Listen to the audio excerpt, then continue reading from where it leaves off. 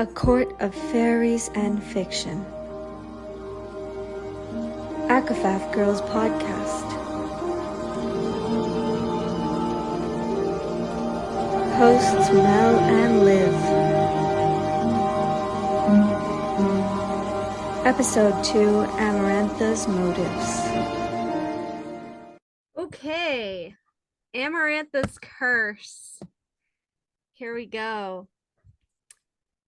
Kind of part 2 of the video because it's definitely part 2. Very Ramiel mural coded today.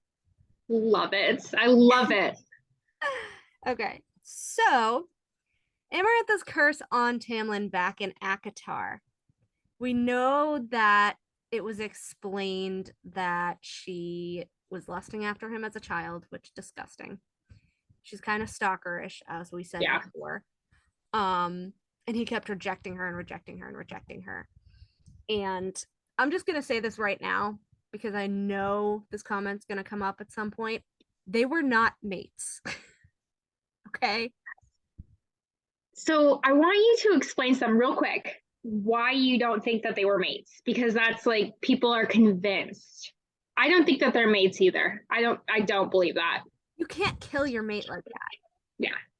First and foremost, without it hurting yourself.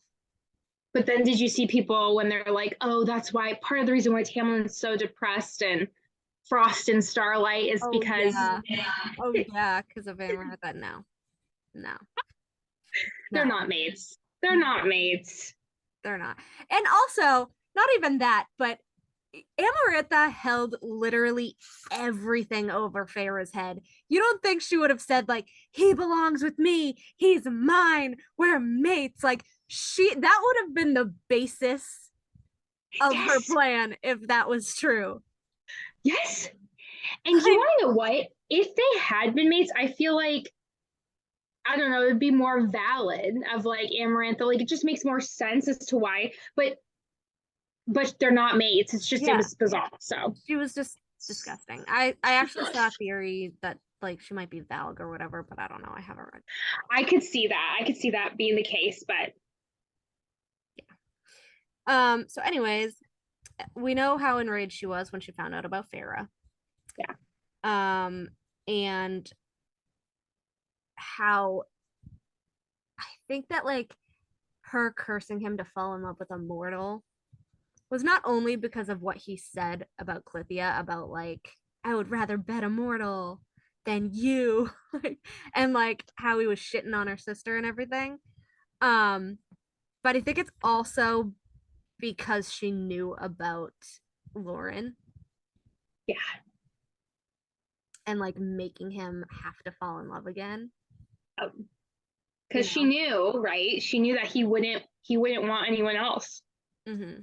And again, in my opinion, he was fighting with Lucian about seducing her and all of that, right? Yes. But it was weird that she even gave her a chance, like with the trials. That was always weird to me. Like, what is? I agree with you were gonna kill her anyway. Like, I get like the whole cat and mouse thing, but you were just wasting time. Absolutely. Like, and that's the thing too, is like she could have just, if she wanted, and she did want Tamlin, like you said, like why not just kill her? Like bring her there, kill her and be done. There's always a chance that she could win. So Amarantha knew that, right? She had to have. And actually, I thought of a new theory the other day, which goes this. I think I told you.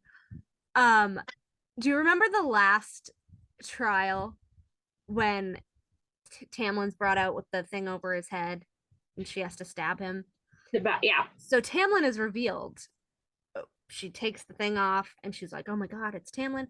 But then she gets confused and she looks up to the dais with Amarantha and Tamlin sitting next to her on the dais. And she's like, what the fuck? Like, what? And then Amarantha just goes, and it's the adder. Yes. What if Tamlin was never on the throne? I think that his actual punishment of being trapped with Amarantha was her locking him up somewhere where only Yes. he could access. He didn't even know what was going on with Feyre, which was the punishment. Yes. Right? Yep. And I think he was brought out for that one party, which is when he chose to escape into the room with her. Yes. Spend a minute with her. But he couldn't speak because, as we know, Rhys would have told her whatever he said. And then she like put him back in the dungeon or whatever until the third trial. Yes. I am so happy that you brought this up, because I've been trying to say this online since I read book one. Like, I am convinced that was not Tamlin on that dance, because also, like, why would she say that? Like, why bring that up even? Like, Yeah. and when Feyre goes to kill Tamlin, right? Yeah. Like, it talks about how expressive his eyes are. You know what I mean? Yeah. Like, he's just like, he was very expressive. And when they describe him when he's on the dais, he's never expressive. So I think it's totally the Ator the entire time. It could have been. I think it could be. Because the only time we see the adder during all of Under the Mountain is when she first comes in, it attacks her. Yeah. And then when she's being painted by Nuella and Ceridwen and they hide her in their shadows, right? And they listen to the conversation. Yes. Which so she wouldn't have seen the throne room at that point. And I could bet you $100 there was no Tamlin in there. Oh, I bet you not. What I feel really kind of gypped that we didn't get Tamlin's point of view, and I'm sure there's a reason behind it. I know. So I think if SJM is smart, I think there's a reason behind that, because when we do get his healing arc, I think we're gonna get everything that actually happened. And I literally can't wait. I am so excited. I hope that we get flashbacks to Under the Mountain that says flashbacks. Yes. I love flashbacks. You know how many fucking flashbacks I put in my fanfic.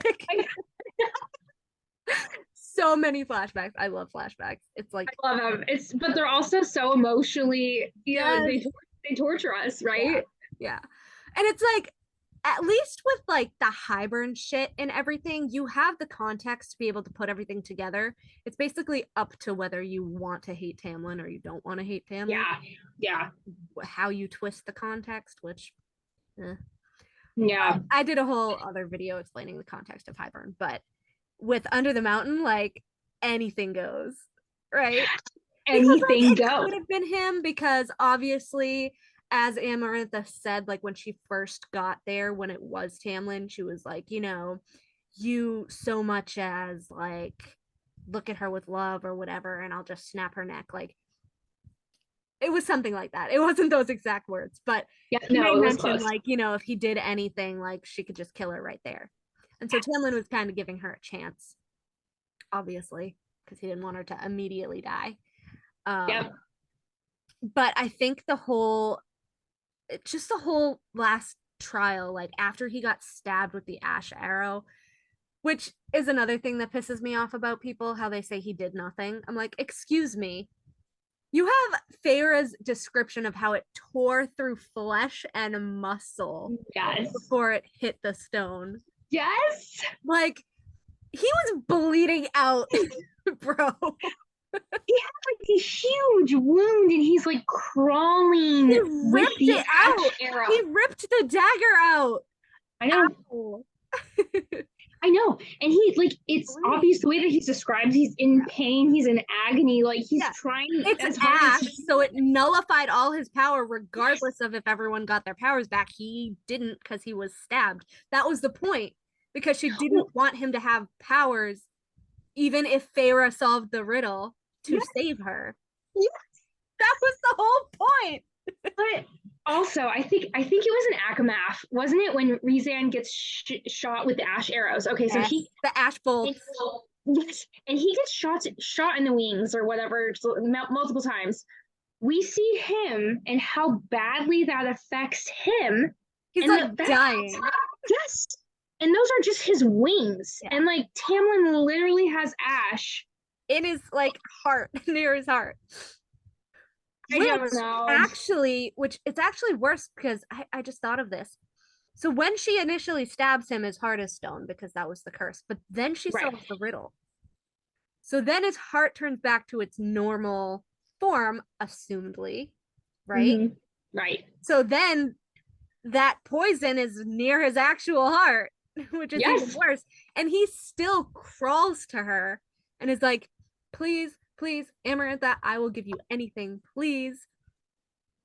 Flash forward to Akawar when he hears that from Feyre.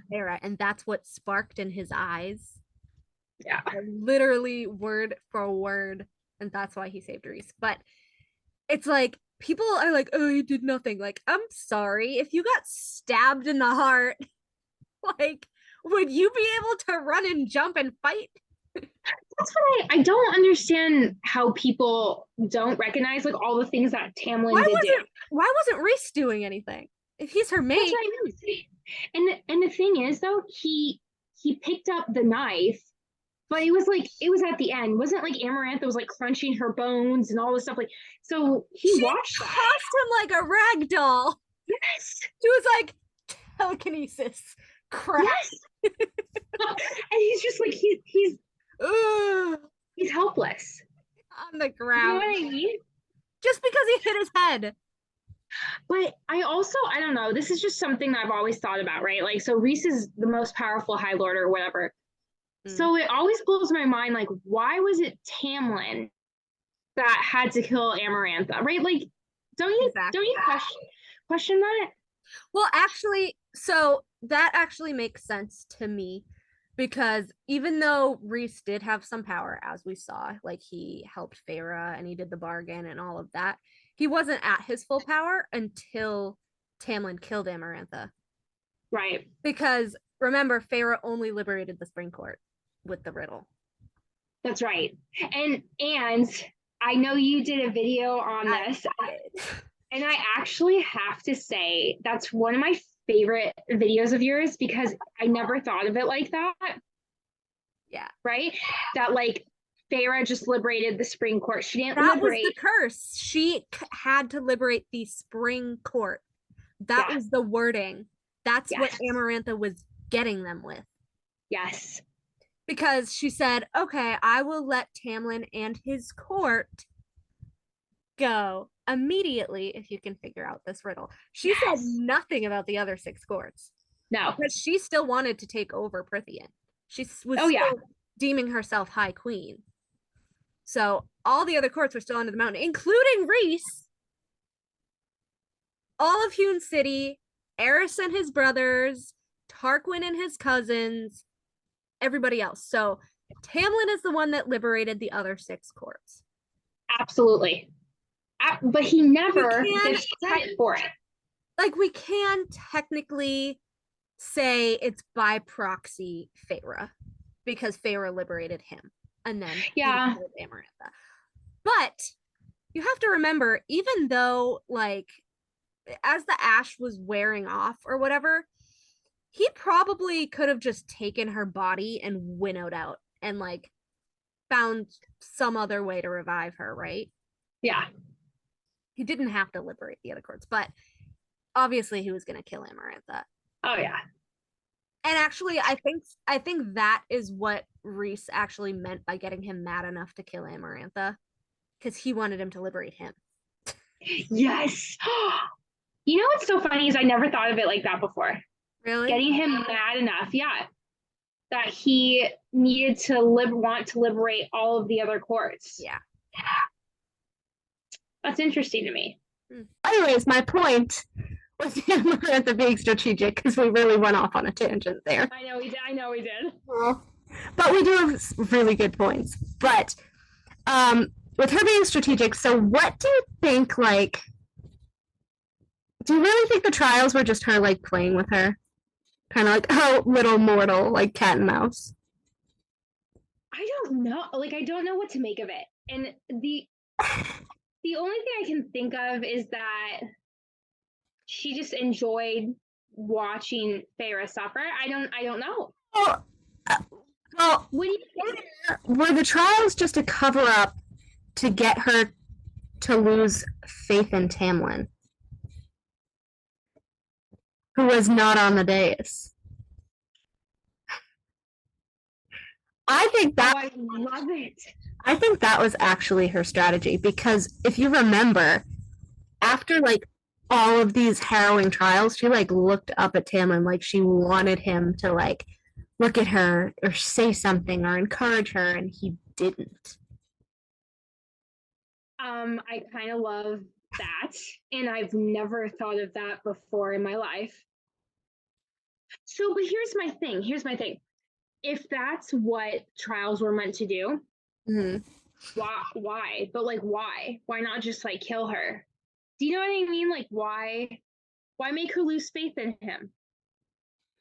Because she told her like mortal hearts are so like wishy-washy. Yeah, fickle. Yeah. He's like, you'll love him one day and you won't love him the next. Like, she wanted to prove her point. She did want, and she wanted to prove it to all of Prithian too. I think, it wasn't just Tamlin; it was everybody there. Of their face. Yeah, because Amarantha, right? She was a part of that. Like, you should have human slaves. I fully support that. And when they lost, Yeah. Yep. right? Mm-hmm. Yeah, I think that was it. I think because she knew that Farah would want and need Tamlin's encouragement after each trial, and every single time it would just make her lose faith for him more, or maybe make her lose love for him more. Yes.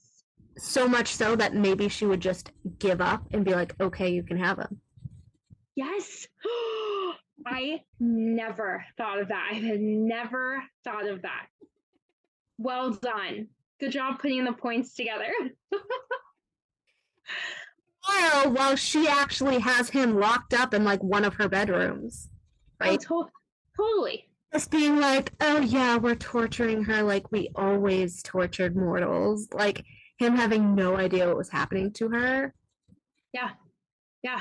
Imagine the mind games and just the thoughts that he was having, like not knowing what was happening to her, not being able to go down and see her, right? And like when she killed Farah and he was like sobbing. No, I know he was. He was holding her body, Yeah. cradling it, Yeah. sobbing, and like all of the fairies around him were crying too. Even Lucian, I think they said he had like a tear in his eye. Like so much so that Tamlin forgot to take off his mask. Yeah. Hysterical. Did get a question on my reel though, which was interesting. If that's what happened, why didn't he just tell her that after? Like, why didn't he just tell her? Is it like humiliation? Or was it just like, well, past is past, like we can't change it. I finally have her now anyway, because they ended up going back to the spring court. Like, what do you think? Because I know, like, he doesn't tell people anything. No, yeah. Trauma. Yeah, I've thought about that before, actually. I haven't. And I think that it goes more with your second point of like, him under the mountain, after under the mountain, like they both have PTSD, right? But I think he knew Pharaoh was struggling, maybe not more, but just more evidently, she lost her life for him. Yeah. I think he didn't want to burden her. Yeah. By telling her, like, hey, guess what? Like, I was not on the dais. I was being tortured by Amarantha and locked in her room. Yeah, she did all this, because she actually made a point after that whole bathroom throw up scene, whatever, when she's saying, you know, it's an unspoken mutual agreement that we won't let Amarantha win by talking about her. Yes. Or talking about our trauma from her. But I have to say that I think that she won regardless. Amarantha, I do. Yeah. Oh, yeah. Everyone's like, well, she's the curse breaker, blah, blah, blah. Like, not really. No. The first trial, Lucian had to give her directions. The second trial, Reese had to use his mind powers on the fucking levers. Yeah. And the third trial, it was Tamlin. Yes. You know, it's so funny because I read this review of ACOTAR. It was the first one. But did you read that same review? Is this is it like Emily's reviews or something? I don't know if it was Emily's reviews or it was like Goodreads or something, but she was like an illiterate, like 19-year-old girl wins the trials, but is like heavily with like heavy external like help or something. Yeah. Yeah. Like it just cracks me up because everyone's like, oh, she's a curse. And she is, and she gave her life, but at the same time, like I don't think she's as great as everyone. I hate to say it, and I know people are gonna be pissed that I said it. I just don't think she's as great as everyone makes her out to be. she's not. She's a whiny bitch. She is, and she's just like Didn't mind her fuck because she was human and she was 19, and that's pretty young, you know, to be going. yeah. But then after, like, purposely, like, doing the shit, yeah, whatever. What she did, I mean, we could do like a whole thing about Feyre. I could talk about Feyre for hours and hours and hours. But back to Under the Mountain, Rhysand, right, works for Amarantha, knows about the curse, hates Tamlin. He's the one who wanted Tamlin to liberate them by making him mad. He purposely used Tamlin's Calanmay paint on Feyre. So shitty. Calanmay paint that So he shitty. Wallet and Cara Dwyn paint on her to get him mad or whatever. But I just want to bring up this one point that nobody seems to want to answer. And maybe you will answer it for me. Let's talk about it. He mind spoke to Feyre after the worm trial. Do you remember that? When he says, I do. look at her, turn around and go to your cell. Like, that's what she will respect more, right? So why didn't he just tell her what the answer to the riddle was? What? Amarantha, Maddie. How is she gonna prove that he told her? Okay, maybe maybe the magic doesn't work like that, right? Like, He still had his Daemati powers. Some of them, enough to mind speak with Feyre. If he could talk to her, even though she couldn't talk back, if he could talk to her, why couldn't he just say, "This is the answer to the riddle," look confused, and solve it at some point? oh my god, I can't even answer that for you. I don't even know what to think of that. You fucking tell her. Why would he make her go through that then? Because she loved Tamlin, and he hated Tamlin. And he just had to torture Tamlin just a little bit longer, right? Why do you think he made out with Feyre, like, against her will, knowing that Tamlin and Amarantha were going to walk in on them? Same thing. I just, you know what? Like, our theory, the Lauren theory, I want it to come true so badly for the sole fact. I want Rhys to grovel so much. I want to see him on his knees groveling. Well, if we get a scene of Tamlin going, kneel. Like,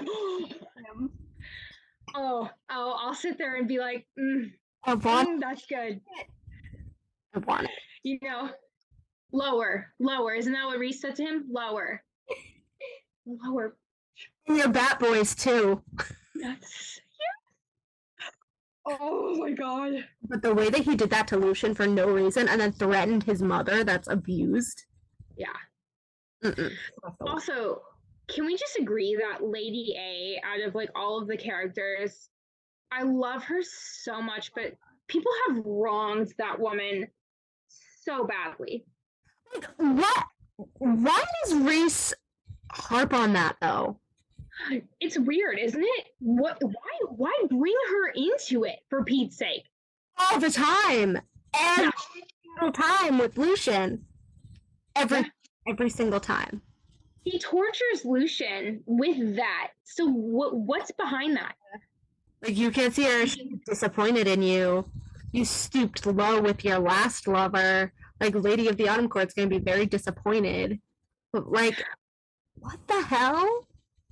And also, you know what I find interesting? Do you find it weird that Lucian like never talks about his mom? Like, I don't think he's ever spoken about her. Yeah. Well, I think in part that's kind of to protect her. You think so? He does talk about his mother. When? In Akasif, it's not out loud. Or actually it is out loud, but it's past tense. He tells Azrael.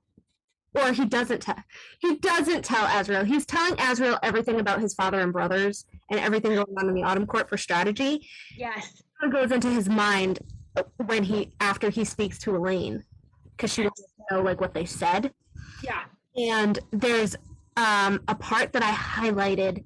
I'm trying to think of the quote like word for word, but he says, I told the spy master everything about my brothers, his sentries, my father's plans, which haven't changed much in the last whatever centuries, because he's a man of, whatever pattern or whatever it is. And he goes, and some of my mother, but not everything. Some things are too personal to tell you. Which goes along with our Starborn theory, right? Oh my gosh, that's even more evidence about that. But also, I think Lucian might know that he's Helian's son, and that's what's personal. And I'm not telling them about the affair that they had with Helian. Even if they know, I'm not going to bring it up again because it's these questions. Yes. You know what? I started to think, I think that Lucian knows. Because he's so clever, he's so smart. You know what I mean? Like, you can't tell me. The clever fox. He's still the clever fox. He's still the fox. Yes. Like, he knows shit. And the way that, okay, I know we're going off track. I know. The way that he ran to do research. Yeah. Oh, come on. The way that he ran to do research and, like, I think it was ACOTAR. Yes. I think it was it ACOTAR? When did they make him stay in the House of Winds? Was that Akamath? It might have been. It was ACOTAR. It was ACOTAR. Okay. Yeah. The way Pharaoh was like, oh, he left early this morning to like go do research and all this stuff. And then it came out that he had visited Helion to try to reverse Vass's curse or something. Yes. Like ACOTAR, right? Yeah. And I'm like, first of all, SJM, why aren't you giving me this father-son scene that I want? You're just saying it in passing from... Yeah. That was... And Helion worked on it a little, but... Yeah. You know what, though? Like, you can't tell me that when they're together, like, it hasn't crossed their mind. They have to be working on things together. I can kind of see Helion being kind of dumb. A little, or like at least not wanting to have hope of it. Yeah. Again, this isn't canon, but in my fic, he figures it out during a trip that Lucian and Elaine take to the day court. Because Elaine is like having visions like left and right or whatever. She can't really control them. And what happens is Lucian has to talk to him about a strategy for another plot. And so he's like looking out into the day court and he's like, wow, like you have a lot of wards. Is this from Amarantha or whatever? Because remember, she attacked whatever in canon. And Helion's like automatically suspicious, like, how can you see my wards? Like, only I can see my wards, like all this stuff. And he's like, oh, the eye. The eye that Nuon gifted me. And then Helion's automatically like, how did she get my magic? Like, did she take my magic? And he's like, no, like Nuon's my friend. Like, she wouldn't steal anything. Like, I don't know if it's just, another weird autumn court quirk that I have, like with healing as well. Like, I can heal shit too. Like, I don't know. Whatever. Basically puts two and two together that it's not actually his mechanical eye, but it's his powers from the day court. Yes. And he's like, shit, he's my kid. Yes. I gotta read. And you have to read it. But he leaves the room and goes into his office and is like having a panic attack And then I go into this whole like flashback with him and I named her Lady. Aurelia. I named her Aurelia in my fic. I love that. With like him and her during their affair. And it's just how like she left, and then like months later she said that she was having their 7th son, and how she named Lucian after one of her sisters, Lucilia. And it was just this whole thing where he's like, I didn't want to hope or whatever, and I had kind of just let it go after all these centuries. And he's like, but he has my powers, like he has to be my kid. Yes. And he like figures it out, and he doesn't know whether to tell him or not because he knows that it would put the mother in danger, because he wears his heart on his sleeve, so he would obviously like want to know him as his father and all this stuff. And it's just a big scene that I wrote, and I need you to read it. It needs to happen, but like also I love that you wrote that scene, because that's so sweet, and I just want to see Turning where he's like, well, if your friend didn't steal some of my powers to put into your eye, and you can see my wards, like only I can see my wards yes, as a spell cleaver. yes. I am excited. Like I love that you put that in there. I feel like you I have to read your entire fic now. I've read, and I have to say, for everyone who's like watching, I've read part of it, and it is so good. It's so well written. So you have to go find it on Archive of Our Own, right? That's where, Yeah, it's called The Court of Love and Healing. It's so good. I'm currently working on chapter 73. It's amazing, and it's like everything that you would want in the books that like didn't happen. You know what I mean? Yeah, it's so That's how I feel. post-ACOTAR full continuation. So it's everybody's arcs. It's not just one or two people. It starts off with Tamlin, and then it moves into Lucian, Eris, Moore's in there, Asriel, mate bonds, and the paternity questions. And like I said, I'm up to chapter 73, and I've begun like the pre-Koshi War stuff. Yes. Forte, so I'm having a little bit of trouble with it, but there's going to be a lot of shockers for that too. So I'm kind of excited. I have a lot planned, and then there's the spring reopening festival with Tamlin and yeah, it's just going to lead into all of this stuff and Tamlin's continuing healing arc, because I didn't want to make it speedy. Like I didn't want it to be like immediate. Yeah. Because I think like he would definitely take his time. Like we said before, he would be very suspicious of mate bonds because parents and Reese's parents, Lucian and Jasminda, him and Lauren, like he is very questionable about mate bonds. But him and Briar do get to know each other. They are mates in my fic. Spoiler alert. I love it. I do have actually a really big, aside from the reopening festival chapter, I do have a really big chapter for Tamlin planned, which is going to have probably a lot of trigger warnings. And it's basically, this is basically one of the chapters that I wanted to do for this fic that gave me the idea to do this fic. But Briar is doing a tour of the courts, and so spring was supposed to be last, but because of Starfall, the Night Court wanted her to visit during Starfall. So the Night Court has to be last. From spring to the Night Court is not a good thing for Tam. Yeah. Especially his mate.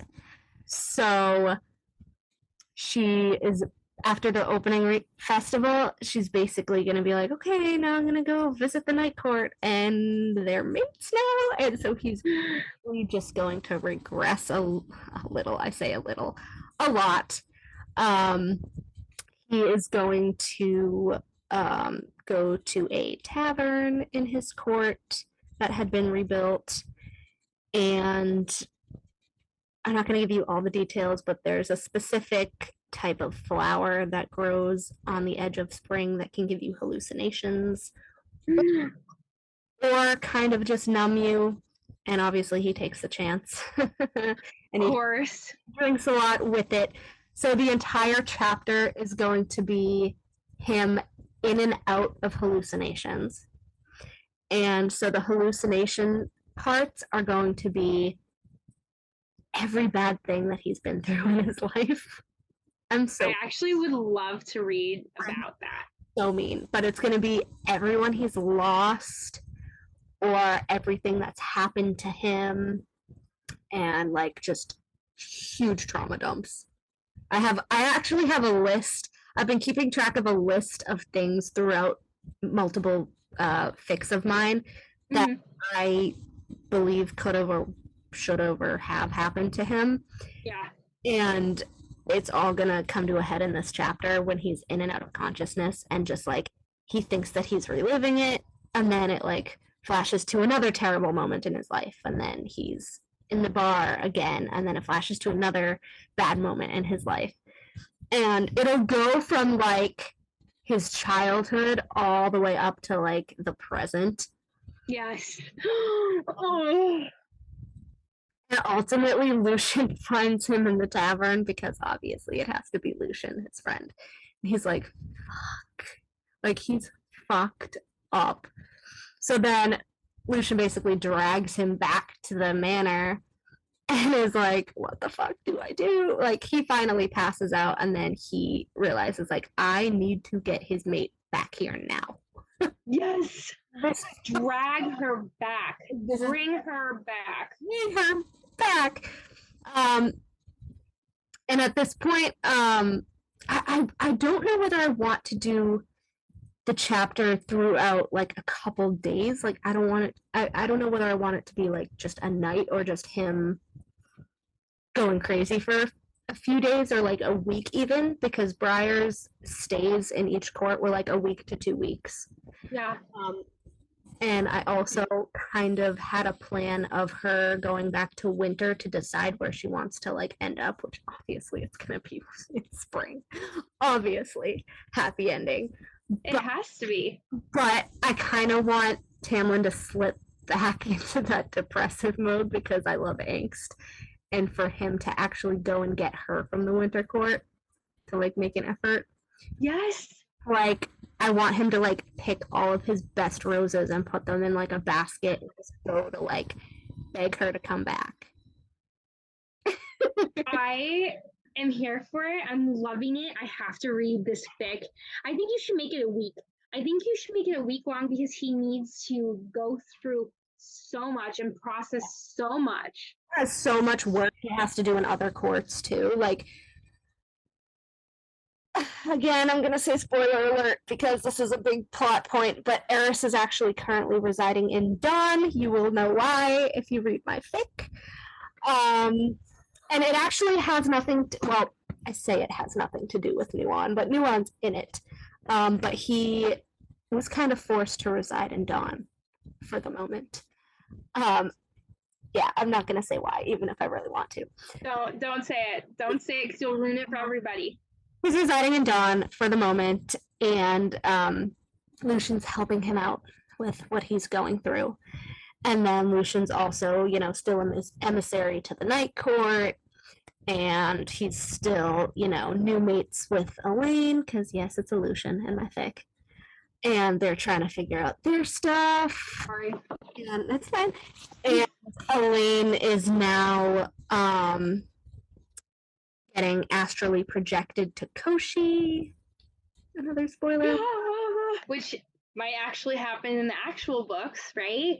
But I'm thinking I'm going with that idea. So now Lucian is panicking about his own mate. So I think it would take like at least a week for Lucian to be like, shit, I should probably visit Tamlin again and see how he's doing.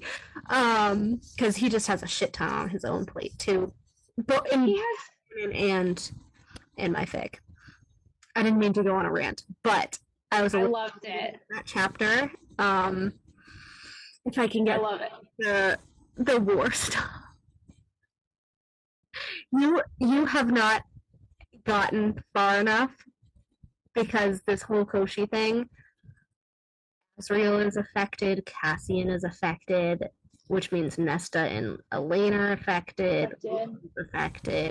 Vasa, as we know, is going to be affected because Vasa and Jurian are in it too. I can't tell you who makes it out and who doesn't. Still plotting that. Makes it out and who doesn't? Are you saying you're going to kill somebody off? Are you seriously going to kill somebody off in your fic? No. What the? Honest answer. I don't know yet. I probably won't. I do have an idea for some death to happen and some sort of revival in a way, but not the way that Reese was revived. I don't like that. I don't like the sound of it. During their death, they are going to meet up with someone else that is dead, and it's going to be very cute and very sad. Somebody else who's dead? Like who? It's not Lauren, is it? Because we know Lauren's not dead. Nope, but somebody's gonna get the closure they need. That's all I can say. If you're saying Cassian, I swear to God. Okay, all right. Cassian, I did Cassian's chapter. I know who it is. I won't say it. You know? Yeah. I just figured it out. I I know it. I did a chapter with Cassian and Nesta where he discusses Tanwyn with her. Because that always bothered me in the books. That it was Wait. Who discusses Tamlin with who? No, Tanwyn. Oh, Tanwyn. Okay. Cassian's ex-lover. So he discusses her with Nesta and like admits to all this stuff that he's never told anybody about her and why he's kind of worried about the Valkyries being reinstated because obviously, as we know from canon, not my fic, from canon, Tanwyn was Cassian's ex-lover who was the head of the last Valkyrie unit and they all got incinerated. Under the passive alias. Right? Is that where they died? Shit. Yeah. So I feel like we're gonna see another war in that same exact. Was it or was it the other pass? The maybe I'm mixing them up. Because the Illyrians were over there, the Valkyries were over there. I don't know. I thought it was maybe it wasn't. I think it probably was. Because I feel like I read that because they were all mixed together, right? And then they made Cassian like they tied him up and like he passed out. Yeah, they went under and they never came out. I'm reading it right now. Are you? Okay. No, it was the Gaulian pass. Okay. Gaulian. And by the way, we never found out who the Valkyries' king was, right? The what? The Valkyries' king? King? I don't know. Amren was talking about him. They were like, oh, Amren was like, I never liked their king, but I always liked them, right? In Silver Flames? When? I swear to God, she said this. Hold on. I'll find it. Not a Valkyrie king in here. Hold the phone. What? I swear she said that. It just says Valkyries participated in the war where Tanwyn rode at the head of the battle in the Gaulian mountains and none of the Valkyries came out alive from the mountains pass. But then I think that, okay, they're at the dinner. Let me see if I can find it. Hold on. Where is it? So far. Yeah. I don't care. It's fine. I know. So really this was a video about our theory about Lauren and in a minute. This all stemmed from fucking Amarantha because oh, you know what? So I don't know much about. I'll have to find it later. I'll find it later. I don't know much about Valgs, obviously, but someone pointed this out, and I think it was on Instagram the other day. Mm-hmm. But it was weird that Amarantha had black eyes. Okay, I actually agree with this. And someone said this about King Hybern too. What? It does say that she has ebony eyes and dark magic. Yeah. I could see Amarantha being Valg 100%. 100%. But then the King of Highburn, is he Valg too? Is my question. Because he also had black eyes, right? Yeah, he did. But again, I haven't read Tog, but I'm starting Crescent City, even though I know most of the stuff that happens in Crescent City. Yeah. The dead Seventh Asteri is a female. Mm-hmm. And she was considered like the star, which is why Apollyon is considered the Star Eater, because he like ate her corpse or whatever. But is she really dead? And if so, who would she be?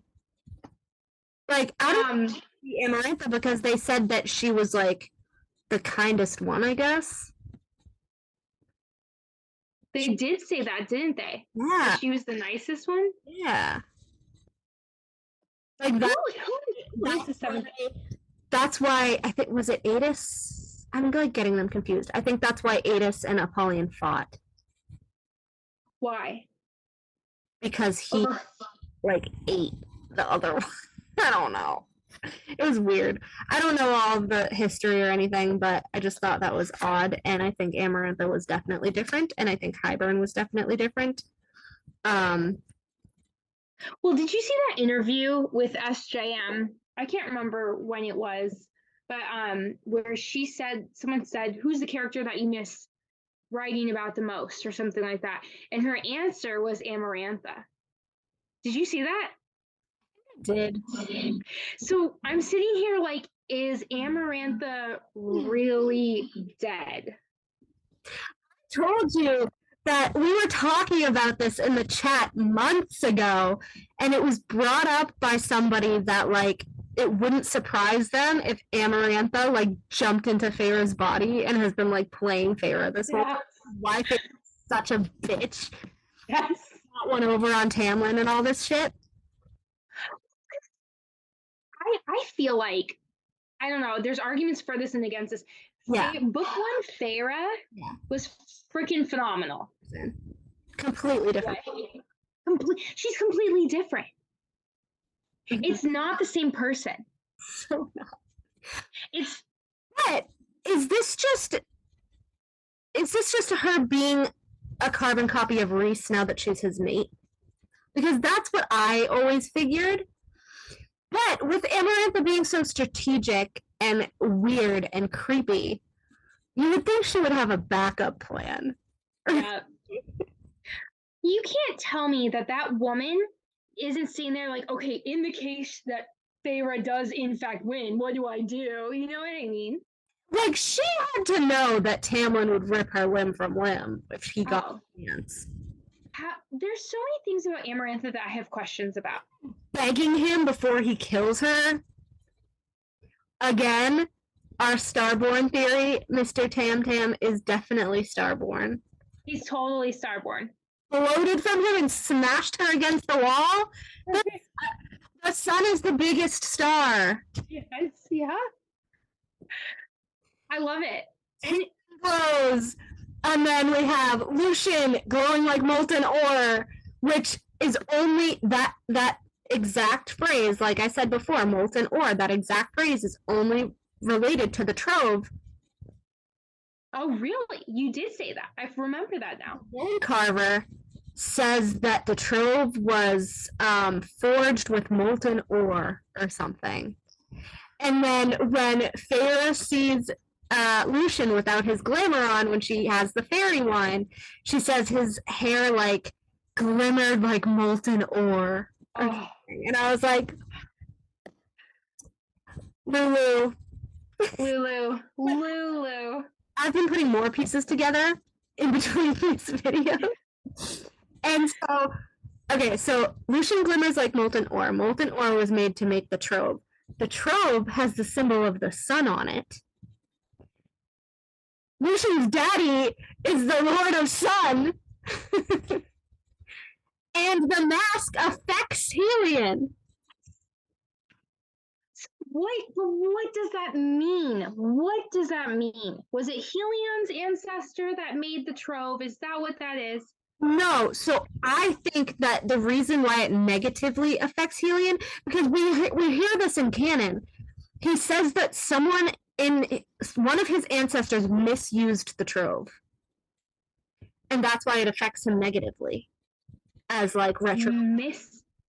Misused it. Yeah.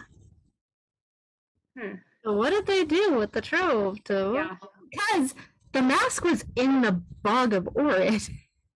Right? It was. Ended up. So did it end up there after Helion's ancestor was like, get rid of it, right? Never to find it again, and they found it. When Nesta found it. Nesta going swimming in the black water. It hates me. I know. I was like, I loved. Oh, Silver Flames was so good. But so good. That is also why, like calls to like, that is also why I think Lucian found Narbin. I think it was like drawn to him, right? Oh yeah. Because we get from Amaranth that Amarantha couldn't wield it. It wouldn't come to her. It wouldn't let her lift it. Yeah. And so she just had it like thrown out to sea. And Amaranth's like, oh, she probably destroyed it. Blah, blah, blah. Okay, but if she couldn't even pick it up, she couldn't destroy it. No. Like they just put it out to sea. So you cannot tell me that this sword did not make its way from Highburn to the Spring Court, because on the map they're so close together. They're so close. But also you have the water wraiths, right? Like how do we know that they didn't pick it up, bring it over to Spring or something like that? I mean, possibly. Well, yeah. Amaranth said she heard from a water wraith that's what Amarantha did. Right? And Lucian seemed to know the wraiths. Because he's like, oh, they're greedy. Oh, they eat too much. Oh, they, will eat all of their food in like a day. Like all this, like, I'm wondering, did they give him the sword? Or is that how he kind of knows about them? Yeah. Did he have experience with them and when he got the sword? Maybe. You know what I mean?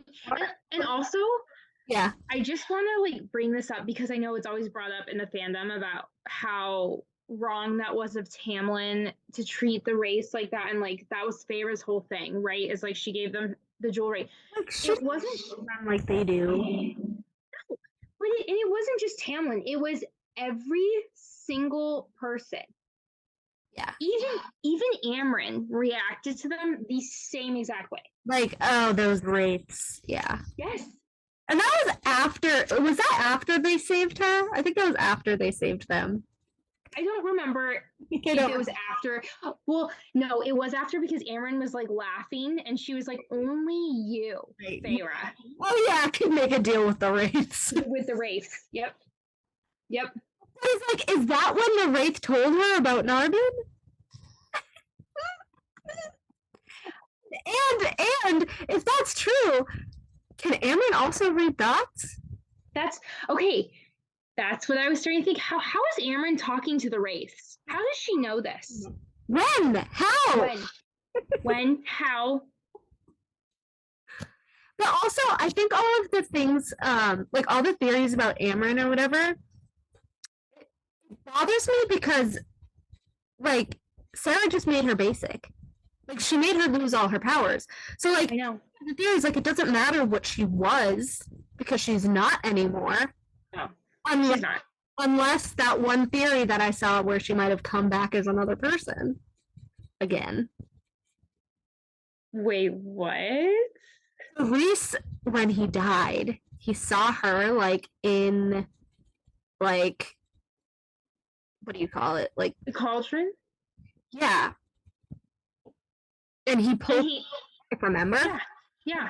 Oh, you want to come back? And she was like, yeah. But the whole thing was that Amryn was that other being. She was just trapped in a Fae body. Yeah. So that other being is gone. She died. The body died. So who is Rhys bringing back? Is it still Amarin, or is it someone pretending to be Amarin?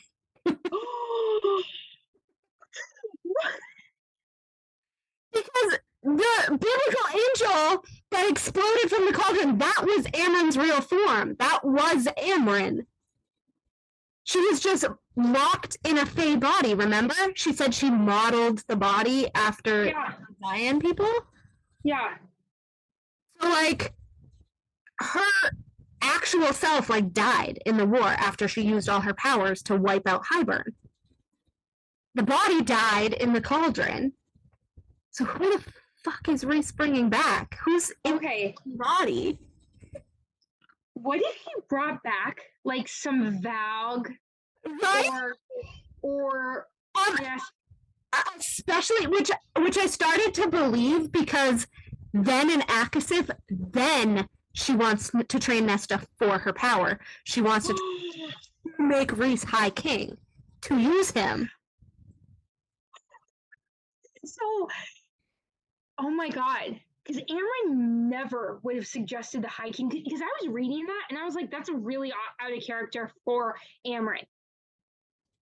Like, she was plastic and shit, but like she was never like she was possessive of her stuff and she was bitchy in that way, but like she was loyal to a fault with the inner circle, right? Yes. And so, knowing that Nesta was Pharaoh's sister, like, would she have treated her that way? Would she have befriended her just to try to get her to train with her powers? And secondly, what gives Amren the right to believe she can train death powers? Blowing your mind right now. I reread that because I was so pissed at her the other day for going against Nesta again. Oh, the kneeling part gets me every single time. That's why their friendship fell out, because Nesta refused to train with her. Yeah. And it came out that, as we know, Amren just wanted to use her to make Rhys High King. Because she said, like, if you had Nesta as your main weapon, she would be unstoppable. Like, you are already powerful, but with Nesta, you will be unstoppable. That's what she said. On a battlefield with Nesta, you will be unstoppable. But she wanted to use Nesta as a weapon, not like as a person. No. Interesting. This is really an interesting theory. That's been going on in my head forever since I saw someone say that, like, they were like, yeah, like, wasn't she like the actual form? Like, so how did he bring her back? And like, they were pondering this. And so the last couple of days, I'm just like, so who the fuck's soul is in the body? Whose soul was that? I mean, that's like who is now in the who did Rhys bring back from the cauldron? And why do they want to make him High King just to use him for power, to be unstoppable? But also, why are we reintroducing the idea of High King, right? Like I don't think the King of Hybern was High King. I think it was two different people, right? Or two different things. Or was he High King? So the real High King was Theon. That's what I thought. The King of Hybern deemed himself King of Hybern. Which is weird. But he was more powerful than the Fae, so we don't know what he is. Is him and Amarantha, him and his general. I talk a lot with my hands. That's annoying. Sorry. I do see that. I talk with my hands like all the time. Him and his general, Amarantha, I definitely think they were like something else. Because he was more powerful than well, was he more powerful? Yeah, he was more powerful than Rhys. He could leash them, remember? In the everybody. The only reason Lucian got out was because he's a accidental spell cleaver. He is a spell cleaver. So wait a second. In Throne of Glass, though, you know how they have the necklaces, the Valg with Dorian and stuff, and he was. I mean, I haven't read Talk yet. I'm just starting to kind of read that. Yeah. But I mean, that makes me wonder a little bit. Like maybe. So I want to bring up a point which might jar you a little more. So remember how when she died before she jumped into the cauldron, she told Varian, like, you finally showed me, like, what love was. Like, I always wanted to know, like, what made it so interesting to, like, these beings. Like, you know, what is it? And she's like, you taught me what love was or whatever. And he was crying and it was really cute or whatever. They're a good couple. Emily was not, as far as I recall. Oh, actually, no, she was. I was gonna say, was she with Varian in Silver Flames? But she was, because Nesta walks in on them. Yeah. Oh yeah. Oh yeah. They're goodbye. Honestly, Varian has to be hot if Tarquin's hot. So I mean, it could have been anyway. You know. I mean, let's be real. For real. But the fact that she just didn't seem very affected by things. Like, I know she was never really super emotional. Yeah. But she always gave something in the emotional moments too, right? Right. Like in Akamath when Reese was talking about how he met Cassian and Azriel, and then like if I had never met like Amaranth, who was blah blah blah blah blah, and she was kind of emotional there, but she was just stone fucking cold in Akasif. It was she was stone cold the entire time, except for when she was talking about the House of Wind. And that was the only emotion. Like, she was kind of emotional there, right? Like, oh, you made the house sing or come to life, right? Yeah. And in the beginning when she was quote unquote friends with Nesta and Feyre was trying to get information from her, and she was like, I'm not like backstabbing her for you. Like, she's your sister. If you want to know shit, go talk to her. Yes. Which I loved. So then how does she just completely 180? What happens between that scene and then her just wanting to train Nesta's death powers for herself? Like, I agree with you. It's weird. It's weird. But I feel like Silver Flames was weird in many ways. Yeah. Or is it like, is part of Amren's soul still there, but she's like sharing a body with someone? And it's like, I don't know. It goes back and forth. Weird. But people have said that about Feyre and Amarantha and Feyre's body too. I'm so on the fence about that because I have such negative feelings right now about Feyre that I can't even. Well, so regarding Amren during Akafast, which was solstice, right? Like Reese gets jewels and she loves them or whatever. Does she even bring up her jewels in Silver Flame? Never. She never talks about her jewels, not once. She doesn't even like them anymore. It was weird.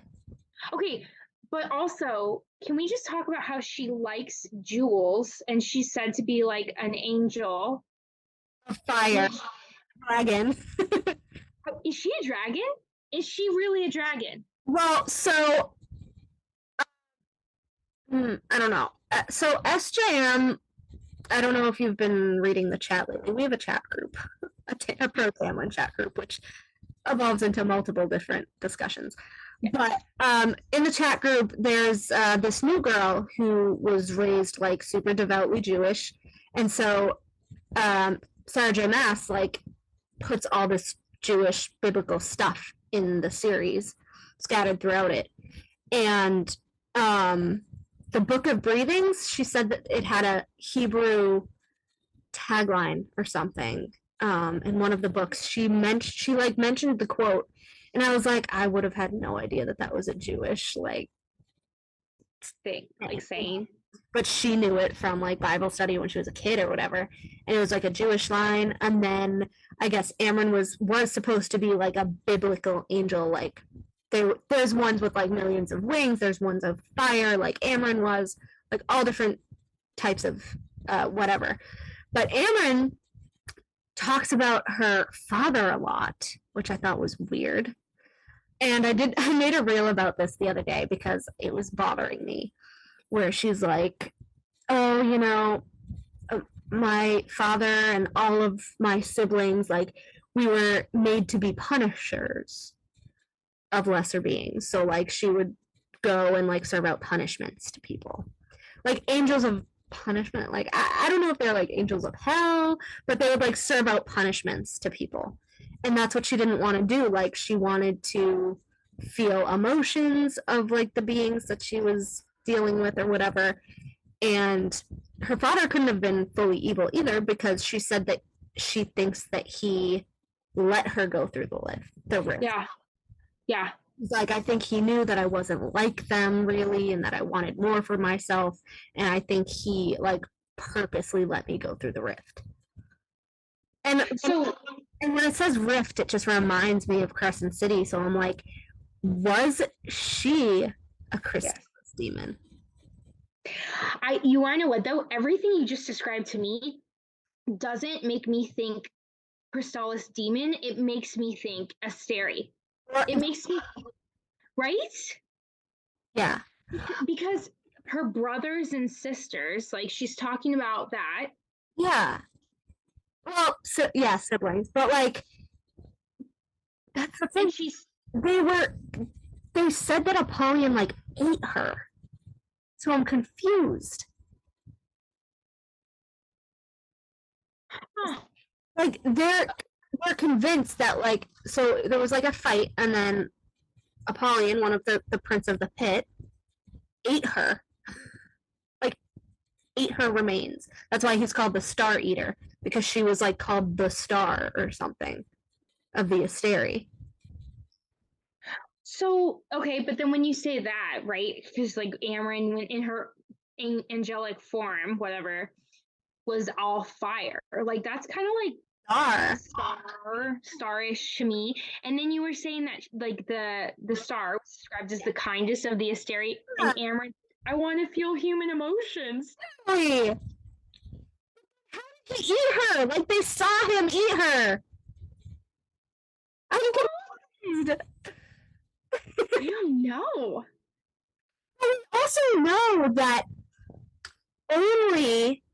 actually, so what if Apollyon isn't as bad as they think? What if he didn't eat her, but what if he stowed her away in Prithian? Yeah. And said that he ate her? Because when I was doing research on Crescent City, because I'm only a few chapters in, but when I was doing research on it, it says that the only people that have access to the rifts in and out of the worlds are the princes of hell. They know where they are, how to access them, and how to go through the worlds. Hello, we have Thanatos in Hewn City. just throwing that out there. And he has a daughter. I'm just, like, so in shock right now, because if the princes of hell are just, like, going through the rifts, like, they have access to the rifts. They know how to access them. well, Adis is all over Crescent City. Well, so, yes. Apparently. As I said before, I think that Apollyon and Lanthus are the same people. I could see that. And who was in the prison with Lanthus but Amaranth?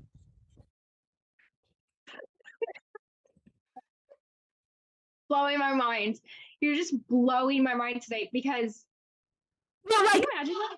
I told you before, because it says Apollyon has golden skin, like, he's in his physical form, he's golden, he has dark black eyes, like onyx eyes. And that's how Nesta describes Lanthus. Made of gold. His golden hair and golden skin and eyes as evilly dark as onyx or whatever she says. And then he knows about Narvin, because he doesn't ask her. He sees Ataraxia and he says, that's not Narvin. He did say that. He did say that. Okay, and then also the beasts in Nesta's vision, they're like the human city beasts or whatever, right? Like, so those are like beasts from hell. Okay, so the entrance to hell must be in Hewn City. Wait, what? The entrance to hell, it has to be in Hewn City. It's a prison. It has to be Hume City. It has to be Hewn City. Okay, what if Amarantha was a princess of hell, not a prince of hell? I could see it. I could because while That's why she wanted to destroy Narban, and she couldn't because it was. And she modeled her court after like under the mountain. We're putting it together. Can you imagine if like we're actually like, right about? Okay, but also, yeah, I've been thinking this a lot lately because I guess like SJM let it slip that Reese is not I think. Yeah, like you said in the last one, how like he's not male. So I honestly think that Reese might be a prince of hell. He might be. Possibly. Possibly. Or at least a descendant of one. He's either like the prince of hell or like him and Feyre and everyone in Prithian, they're like the gods. Yeah. Right? Yeah. Maybe not. I don't know. Maybe. Oh.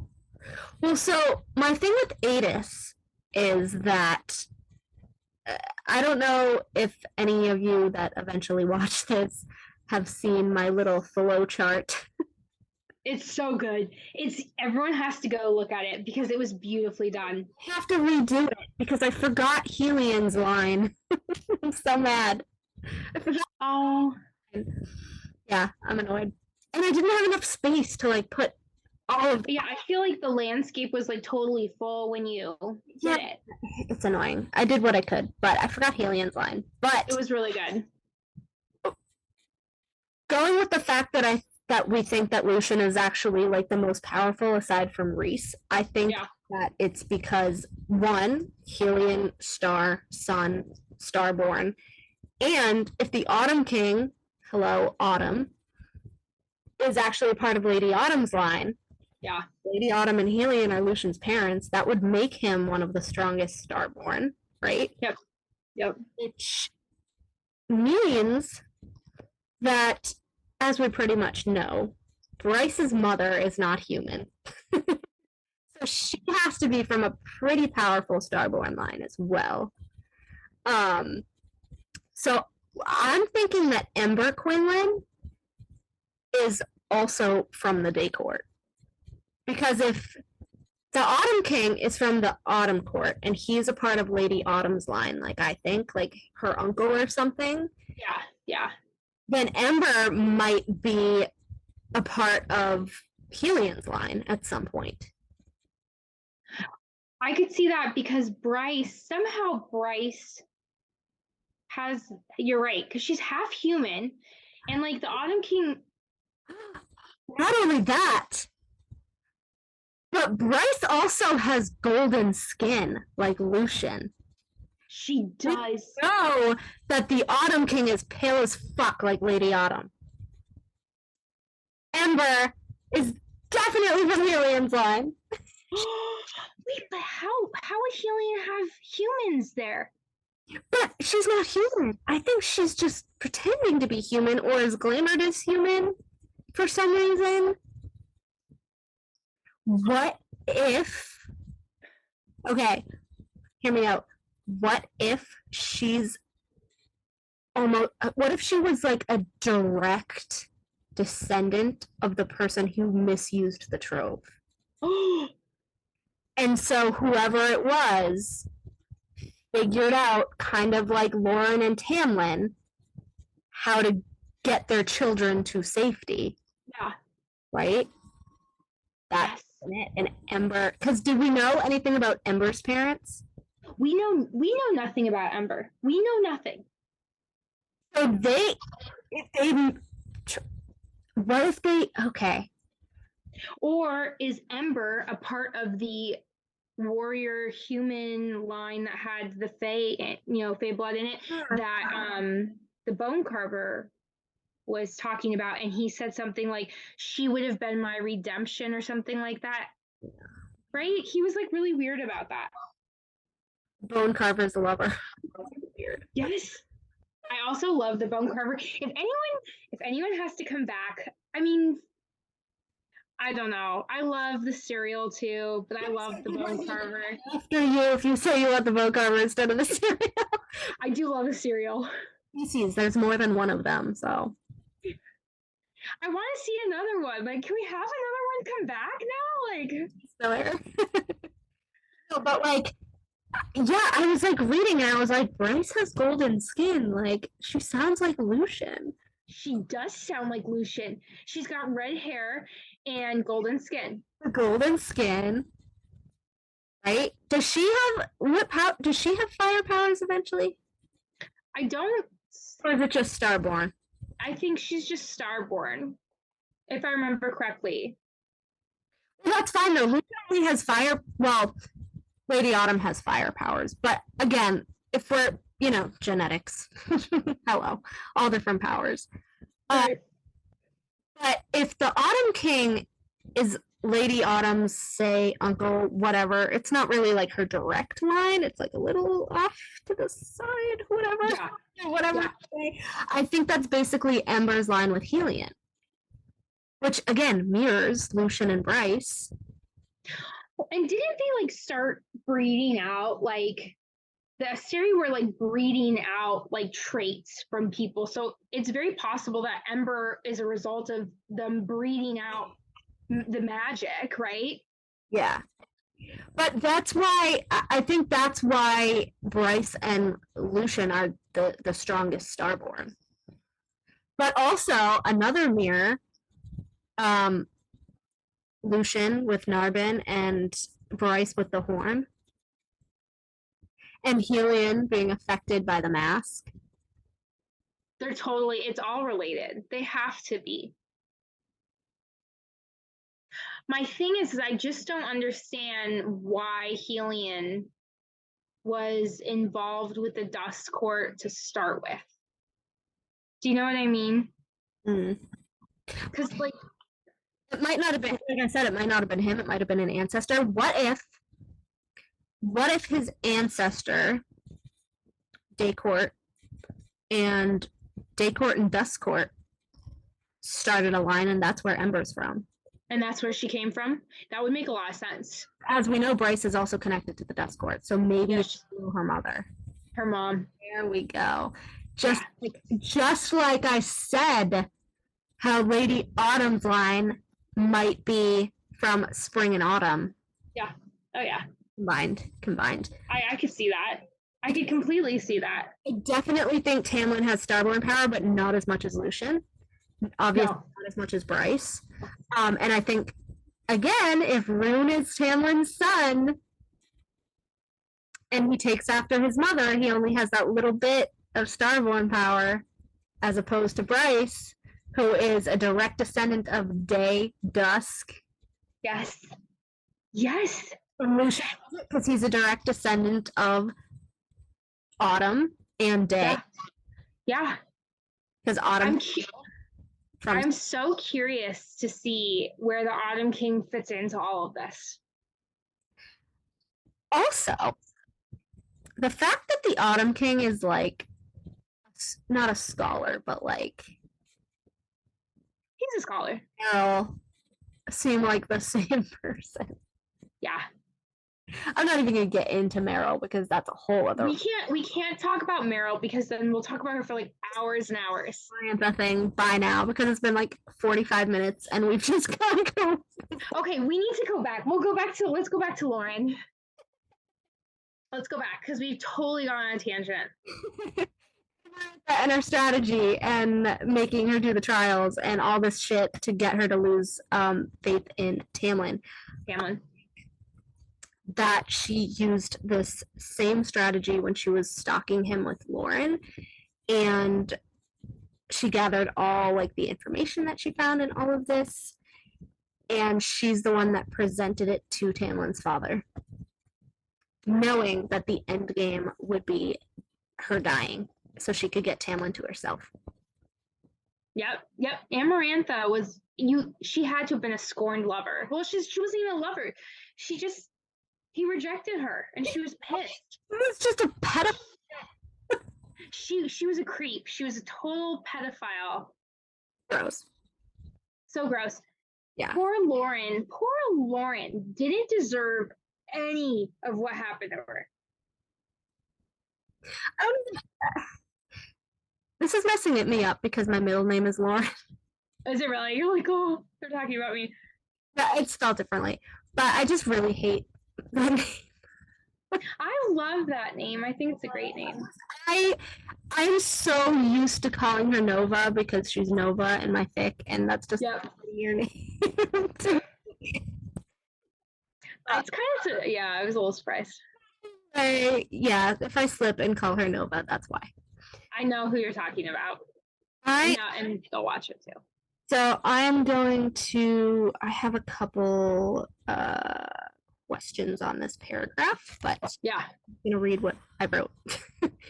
So Amarantha was Hybern's general, and the Hybern spellbook. Again, we're going back to the spellbook. It was powerful enough to give her a spell to take away all of the High Lord's powers. So again, that doesn't scream Fae to me. That screams, Balg, Asteri, or something creepy. But there was actually a quote in ACOTAR that stood out to me, which probably wouldn't stand out to anybody else, but I look for this shit. So Ferris says to Rhys, at one point, I forget what scene it was, but she says, if Amarantha has spelled Tamlin once, couldn't she do it again? Which made me think, has Amarantha spelled Tamlin before? Before? Before. So, wouldn't it be torture for Tamlin if in her sick scheme and her need to impress his father, that she used the same exact truth spell on him before that she used for the curse for Feyre, not where he couldn't tell her about the curse. So what if she spelled him so that he couldn't ever tell Rhys the truth about his sister? I think it's definitely a possibility. Because as Rhys said, he went to her with his deal about like warming her bed and keeping some of his powers or whatever, because he knew that she already hated him because of his father. And he was afraid that she was gonna like look for information on like who he was close to. And that's why so I just went to her first, which everyone's like, oh, he was your slave. Like, no, he went to her first. But anyways, yeah, I think that in order to torture both of them, it's like a 2-in-1. Yes. Get rid of the sister. She already did that truth spell on him once, and which was like, you can't tell the Night Court what happened to like Lauren. Yeah. And that's why in the apology scene, he couldn't actually apologize and tell Rhys anything. I know, and it would make sense because everyone's like, oh, if Lauren's alive, like, why not just tell her? Yeah. Because he couldn't, like, even when it came to the curse, he couldn't even tell Feyre about his heart because it was a hint. He had to, like, make sure she heard it from, like, other people that were cursed, right? Right. And they were, like, staging their conversations so she could hear that, too. Yeah. And so Rhys is never around. He can't stage shit. Like, Rhys hates him, right? Yes. So, and by him apologizing, he would want to, like, it would kind of be like a hint of, like, I didn't actually do this, like, there's more to the story, maybe, you know what I mean? I want to say more. Do you remember that scene in Frost and Starlight when Rhys has just come and basically been such a jerk to Tamlin, but then he's talking to someone, and I can't remember if it's Cassian or not, and he's like, someone's talking to Rhys, and Rhys is like staring up into the hills at Tamlin, and like they're like, you could tell he was thinking, he was like deep in thought, right? Yeah. Do you kind of remember this? And yeah, he was Like, looking off to like toward the spring court or whatever. yeah, or like he could see Yeah. whoever he was talking to was like he could see Tamlin up in the mountains or whatever. So I'm wondering, do you think that and then we see that Reese is like researching the realms or the planets or whatever. Do you think that Reese has started to connect the dots that maybe his sister isn't alive and that maybe Tamlin, maybe he is under a spell and can't tell the truth, or do you know what I mean? Yes, I and don't know. I mean, Possibly. if so, someone pointed out earlier. Obviously, it was completely out of context. It was like a Tamzan shipper post or whatever, which. Oh, But I just happened upon it, and I was like, I'll just leaf through. Just I was bored, and so they pointed out how even though like after all these centuries or whatever, like how comfortable Reese was like touching Tamlin. yes. They're like which I didn't remember this. Like I've read this series 9 times and I didn't remember this, but he picks lint off of Tamlin's tunic. Wait, he did? Apparently. Did I just like block that out? Wait, no, I don't remember that either. I don't remember that. Someone's like, he was way too comfortable touching Tamlin, like he was picking lint off of his tunic, and like he made like the deer into a meal for him or whatever. The deer into the meal is like not a big deal to me. I mean, like, that's nothing. No, it's whatever. But the piece of lint is weird. Remember that. But I don't remember that. Actually, I don't think that happened. Yeah. It was in like a bulleted list of like stuff that had happened, but I was like, that didn't, because I would distinctly remember him picking a piece of lint off of Tamlin. Scene? What? Was it in the dining room scene where he comes to visit Feyre and ACOTAR? Is that when he does it? No, he didn't. Remember, because I just reread that scene and like he like comes in and then he's a jerk right from the minute he's in there. He would never touch Tamlin. Okay. I don't think that happens. Okay. I would have to reread. I'll have to fact check that. Yeah. It's bothering me, and I was like, did he pick lint off of his tunic? Like, did he? When? No, he never picked lint off of his tunic. Never. I reread ACOFAS the least, so if I missed it, I might have missed it, but I mean, I guess maybe I could see him doing that when they're in the kitchen, or like they go back to his study when Reese is gloating to Tamlin. Yeah. Maybe. But I would have remembered that. We know that like they were like they were about to fight, and then Tamlin was just like, get out. Like he didn't have the energy to fight him. Even though I think he wanted a fight. He wanted to mist him so bad. Oh, I know. He was like, give me a reason. Like, asshole, get the fuck out and go back to your own court. Like, what do you? I have to say, and like, I know everyone says that they don't read Frost and Starlight and they skip over it all the time because it's stupid and superfluous. And I tell every single person, I'm like, you can't do that. Oh, I know, stop yelling at me. I hate him so much. I know, but you can't skip it because there's so many details in that book.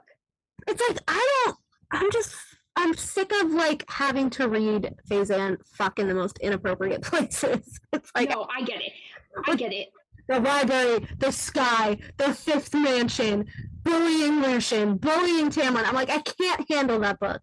No, I can't. It's a little winter special. No, the fuck, it's not. No, it's not. There's a lot. I can't handle the Tamlin bullying. I actually coined okay. I said, you mean a court of banging and bullying? Yes, that's what it is. The guy's literally like, he's suicidal. No one will admit it, but that's like, he's suicidal and he tries to apologize in that book. Yeah. So we mentioned how I think Tamlin is under some sort of truth spell from pre-curse regarding Rhys's sister and how he physically can't tell Rhys about what happened to her or the mother. As we know, the spell lock from the curse itself in ACOTAR prevented the entire Spring Court and even Alice, Lucian, Tamlin from telling Feyre about Amarantha. They had to call her the Blight, right? Yeah. And we know that that curse was only broken because, as we know, Feyre ended up under the mountain. Like, she saw it with her own eyes. The truth, like, you can't hide what's right in front of your face, you know? And that, I think that basically means that she pre-planned the trials. Like we said before, I think it was just to get her to lose faith in Tamlin. I actually like, I love that idea because it makes complete and total sense, like we talked about, right? Yeah. And I think that was actually part of that particular curse too. Like, whatever happens when you come under the mountain, if she comes looking for you, like, you can't tell her about this. Because there was the whole thing of not telling her about who Amarantha was to begin with. Right. The Blight. Having to make up the treaty. And then there was a second part where she couldn't know about the Stone Heart. Right? Because that was part of the third trial, which is pre-planned, right? So there had to be like another part of it because SJM does 3s for everything. Yeah. So it had to be like a third part of this curse. Like, you can't tell her what happened here or that you weren't actually on the dais. I'm so I'm convinced of it too, and I think because I think about what Alice says to Feyre, right? Like when they're right before Feyre goes under the mountain, and I'm not convinced, like you said, that we still know everything entirely, and that was even Tamlin on the dais. Yeah. So I still think that there's definitely a spell lock. You can't talk about it. Yeah. And that's why, you know, and that led to a lot of Feyre's like resentment, like, oh, he didn't even do it. Everyone thinks he did nothing, right? So stupid. Did nothing. But we don't know. We have no idea what happened to him. Yeah. Exactly. And that's a whole other video, how Rhys changes her literal memories. Weird as fuck. Whole other inconsistency video that we have planned. So let me ask you something. Yeah. So at this point, after reading everything, you feel like Amarantha's spell, like Tamlin still has a spell or a curse on him? I think it was 2 different spells. Okay. I think that way back when Tamlin had the thing with Rhys's sister, Amarantha's like a creep, a stalker. Total stalker. Like she was lost in for since childhood and everything.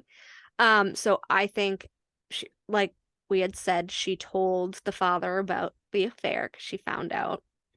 That's when that whole thing started, and they had secretly known about the portals and all of that stuff happened, and somehow the sister, which I want to bring up now, the sister could have also been Daemati.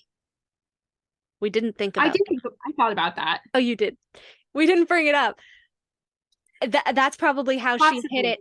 That's probably how she hit it from the Bat Boys and Amarantha and all of that.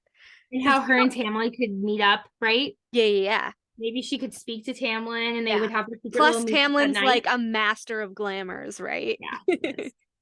But anyway, I think the original spell lock curse was that Amarantha put on him was like, haha, you can't, tell him that, I got them killed or that they're still alive or whatever. It depends on what she knows. But I do wonder. We know that Amarantha hated Rhys because of his father. Yes. So anything to get at both Tamlin and Rhys, she would be all for. Yes. Well, here's my thing too that I'm kind of like thinking about, which makes me think about the spelllock curse and why I think that could definitely be a possibility. Is and I'm not discrediting what Rhys says. So before people like come at me and are like, he was sexually Discredit assaulted. away. He's a lion. Okay, never mind. Go ahead. But like, I understand what he did for his court. I Did understand for his that. court. His Not court. really, but okay. But I also don't feel like we saw Amarantha torture Rhys very much. Like, right? Like in the sense of like he hated. They're gonna Rhys' come father. for us. Don't say that. Don't say that. Let them listen to our point of view. Okay, first of all, bitches, Rhys went to Amarantha, not the other way around, so it was not rape. Right. Right. He So literally he tells Feyre that he went to her bed on his own volition and made it so good that she wanted more. That is not sexual assault. And like we are not like trying to downplay anything. We want that to be very like obviously obvious. He hated it. He ended up Right, hating it as if he didn't know he was gonna hate sleeping with his enemy. We're supposed to think that he's like that stupid. Horrible. Yeah. But I feel like Amarantha probably, this is chapstick, by the way. I don't even know why I put it in the video. But I feel like there's going to be another way that she's like trying to torture him, because I feel like, right? Or no, could that be a possibility? Like, is she like, I'm going to screw with Rhys and Tamlin by allowing them, right? Yeah, that's that. That's literally, and that's what the spelllock is for too. Because even though she's dead, she used a Highburn spell. The Highburn spellbook still is existing. Yes. Right? Right. If Tamlin's spells last beyond losing his own powers, losing, or death or whatever, it's kind of obvious that Amarantha's would. Especially if she was more powerful than the Fae. Well, and that's why what I find really weird about Amarantha, right? Because everyone's like, she's so powerful, she's so strong, all this stuff. So but was like Highburn. I don't feel like I saw Amarantha's power more than I saw Highburn, I think.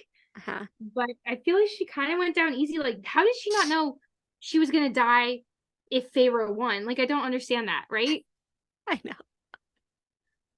Did that not cross her mind? Like, is there a backup plan for her? I have no idea. Like, it was so weird. And also the thing, like, how, like, she had the black eyes and how we think that she was either... actually, I know we said that she was probably an Asteri, but I'm going to backtrack on that.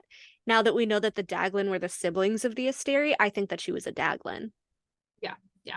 I could see that more than I think she's an Asteri. Yeah. I agree with that. Which, if Tamlin is Starborn, he took down a Daglin the same way Fionn did. And we know that Fionn was married to Thea, the original Starborn queen. Here's my thing. Why would she want a Starborn Tamlin? Like, romantically, besides just preying on him for his energy and Starborn power. Well, that's what the Daglin do. They feed off of magic. So she would want, like, somebody fairly strong, somebody that was an ally. His father was her ally. True. And if she had him in that way and they had become, like, attached, kind of like mates, he couldn't kill her. Also, yes, and they're also because if we're thinking right? if we're thinking of how powerful she is, she probably could have faked a mate bond. I feel like she's strong enough to do that. Yeah, she could have attached, like, which is another thing, like, why didn't she just attach herself to him if she wanted him so much? Like, she could have, which is why I also think go ahead. No, I just find it so interesting too. Like, out of everyone that she picks Tamlin. Like, isn't that weird to you? Starlight we have the most powerful Starlight Pool. portal. We have the most Starborn. powerful High Lord in Reese. Why not pick Reese? Besides the fact that you hate his father. I mean, Reese is Yeah. super good looking. I don't know. Well, it's weird because they slept together, but I mean, do the Daglin even have any sort of morality? Like pure blood Daglin, which I True. think Amarantha was. I do think that Reese has some Daglin blood in him. I can do. see it. I do. Well, SJM said herself too He's in not an interview male. currently. I know. Recently, he's not a high She praying let male. that slip and she hated herself for it. Did she? I know she was She like, was oh my like, gosh, I can't. oh fuck. It was like that moment when she said, when the interviewer was like, so, like, what about Tog? Is Tog finished? Or she's like, yeah, well. And then she was like, fuck. How everyone Is it jumped though? on it. I know. Oh, I know. We're all just like, yeah. what? Yeah.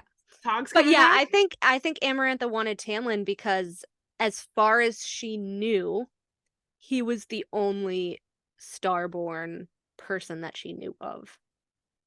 Yeah. And he's super strong because he had both the Starborn, which we're assuming is from his mother's line, and the shapeshifting from his father's line, which is both very powerful. And we know that, like we said before, with his glamour ripped off, he has a halo of sunshine. And he wears that glamour 24/7 even in front of Faye because he says it's too much. And when he gets all of his power back under the mountain, it explodes, throws her against the wall. And that's when he like rips out her throat and all of that, stabs her with Lucian's sword. The question I have with that is if I mean, granted, Tamlin's father could have told her that they were Starborn, his wife and his son or whatever, right? I'm wondering if Tamlin's the only one who inherited it, and that's why she wanted the youngest. The youngest one. And that's also why he became the heir, because he was stronger than his brothers. Right? Right. But how would she not notice that Lucian was Starborn too? Ooh. How would someone not know Lucian is Starborn? Okay, but she picked on Lucian a lot, didn't she? She did. Well, she did. She was breaking him down. But is it because she knew he was Starborn or just because she knew how much he meant to Tamlin? Ooh, That's an a good argument. point. Because That is an argument there. she made Tamlin lash him. I always forget that for some reason that she made him do it. She made him do it. I hate it. I hate it. And like, hello, Poor more trauma. Tamlin. I don't care what Poor anyone says. That Tamlin, man poor has done Lucian. a lot. Like, but again, as I said, I think there's varying degrees of Starborn power. Right. I do think that Lucian's is a little bit stronger than Tamlin's. A little bit stronger than Tamlin's. If we're going by the whole Autumn King, Autumn, Bryce, whatever. Right. That's a whole thing to get into. But because again, Lucian kept his healing power under the mountain when nobody else, not even Tamlin, had any of his powers under the mountain. And the same thing goes for the Highburn camp. Tamlin was leashed by the Highburn things, and Lucian spell cleaved right out.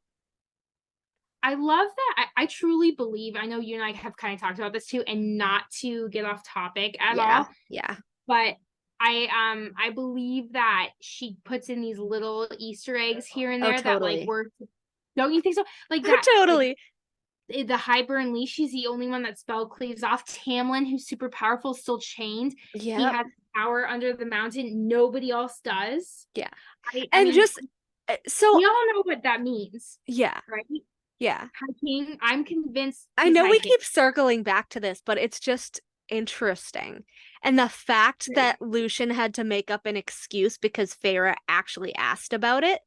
Yeah. I was like, first of all, look at Feyre being like all intuitive today. She was like, I thought everyone's powers were taken by Amarantha. And she's like, oh, well, as a show of good faith to Tamlin, she let me keep a little. I'm like, bitch, Lucian, Sly Fox, Fox boy, come on. I was just gonna say that. Have you noticed how he always has some perfect tiny little excuse, like why this and why tucked up that in there. Tucked up in there. And you know what? I think that Rhys, I don't know if he knows about the hiking thing, but I think he's got like a feeling about Tamlin about Lucian, because he even said, he's like, what a good mask for Lucian, the sly fox. Like, he knows what's up. Yeah, and then and I think it was Akafas, like, looks like Lucian can still play the fox. Oh no, it was in Akawar during the meeting when Nuon's like, oh yeah, he didn't tell you, but he kind of told me about this stuff so I could make an antidote. And they're like, when? But we also talked about that, like, Tamlin was behind that too, right? And he just never gets credit for anything. He never gets credit for anything. But he never gets credit. The thing that I think is weird about that is, I don't know if Rhys was messing with their minds or not in that meeting, because the way that everyone just quickly turned to be on Rhys's side after, like, Tamlin met with him under the mountain. But not only that, but the biggest hint to me was that Nuon wouldn't even look at Tamlin. And we know that Tamlin had to have I don't remember her doing that. Oh yeah. She wouldn't? Yeah, it was like they wouldn't even pass glances at each other. Or like she didn't look toward the High Lord at the other end of the room or whatever. It was weird. I picked up on that because Tamlin had to have been the one to bring him to her when Lucian lost his eye. Which means he had to have known about Lucian's friendship with her. Which is why he had Lucian tell her about the Febane weapons to make the antidote and stuff. So why are they acting like they have bad blood over Lucian? Is it just like, no, he's my friend, no, he's my friend? Like, that seems so petty and stupid to me. It does. And didn't he went there, or no, that he went to Helion's court. I was gonna say after Feyre, when they came back into the spring court, and he traveled, and he was like gone away, and like he was gone for a week, and she made a really big deal about that. Wasn't he talking with Nuon about Feyre's curse, trying to break it? They were trying to come up with ways to get that was Helion. That was Helion. Helion. Which again, I'm pissed that Sarah J. Maas never lets us see the scenes with him and Helion. Oh, I know. I'm annoyed. I want Tamlin's point of view. I want to see like what he was doing when Feyre was first back there. Like, where was he? What? Yeah. Tell me about Helion. Tell me about that visit. I know. And like, under the mountain, what happened to you, Tamlin? I know. And also, I have this written in my notes for my fanfic to do a flashback about, but when Lucian lost his eye, yes, I just keep going over that, and like how Tamlin was literally throwing up with guilt, and like just the fact that Tamlin knew to bring him to Nuon. So like, I don't know, like, why would the Dawn Court have beef with him then? It makes no sense. Makes no sense. The Winter Court forgiving Rhys that easily? Fucking weird. I don't care if Vivian and Mor are friends. You wouldn't forgive that easily. Tarquin, children killed. Tarquin and Varian. First of all, Varian going against his High Lord and not telling him shit, and that being passed off as, oh well, he's my cousin. That wouldn't fucking fly. Oh, it wouldn't fly. No, it wouldn't what fly. The hell? Because of Amarin? Because he loves Amarin? It's like it's all these people that are like attached to the Night Court by proxy. Yeah. And it's weird. Yeah. Yeah. It's weird. It's like they're building their army of everyone else. They're just kind of like infiltrating into each court, like with these little players. Mor is friends with Vivian. Amarin is in love with Varian. And then Lucian is friends with everyone. Yeah. Feyre, again, with Tarquin or whatever. But then we've talked about that. The Dawn Court being completely neutral is their one weak spot. Yeah. right? So why is Nuon not looking over at Tamlin, like literally the person who helped save her friend? I don't understand that. Don't understand. And the Dawn Court never really gets, I mean, it gets brought up like kind of, Yeah. but like I like love them. I don't know. I love them. that's so funny. It's so interesting to see like who's intrigued by And what. wasn't there You Oh know? yeah, it was Thiessen? I think it was Thiessen that's like, you're getting tedious, Tamlin. Like, I'm sorry. The dude that came here with pages of intel to fucking save your asses is the one getting tedious? Well, And you're supposed to be neutral? Like, don't even get me started on the High Lords meeting. You and I are doing a video. ugh. I'm doing a video about the whole High Lords We meeting. have to just How fucking hash that. ridiculous. With the books open, we have to hash that. Oh, we're gonna have page numbers, we're gonna have quotes, we're gonna go through the entire thing and talk about it. So, but to bring us back, Rhys hates Tamlin, so he wouldn't even think twice about whether Tamlin could or couldn't tell him the truth. No. You know? And I think if we're gonna see this like kind of like curse or spell on both Rhys and Tamlin, or just Tamlin from Amarantha to not tell the truth, I think there was evidence of that in Frost and Starlight, right? And everybody skips over that book, but that monologue between you said that. You got so mad at me. I'm so mad at it. I'm so mad about it, but because I love that book, but it was really sad. Yeah. But I feel like there's a lot going on there, right? There's just a lot. Yeah, like how we said, like the inconsistency with like the apology, and it was very cryptic. Yeah. But yeah, it would basically, I think that was kind of Amarantha's backup plan, because if you think of her possibly being a Daglin, I don't think she was like afraid of death. I don't think she wanted to die, obviously, because they all fight to live. Right. But I think if she died, that was kind of her backup plan, because it would be ultimate torture for both Tamlin and Rhys. Yeah. One, for Tamlin loving the sister, knowing she's alive, and having been friends with Rhys and not being able to tell him. And then just Rhys not knowing that she's alive and thinking of Tamlin as his mortal enemy, and just being Amarantha's enemy too, right? Right. And I don't know. I want to bring up something going back to the High Lords meeting. I'm sorry. No, I love talking about the High Lords meeting.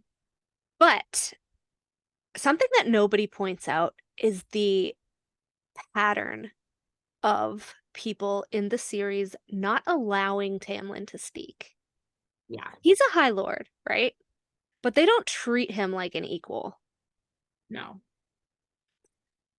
Whether it's the curse and he can't say it, or Amarantha's threats to Feyre under the mountain where he couldn't speak, because everyone points out how he didn't even encourage her and blah, blah, blah, blah, blah.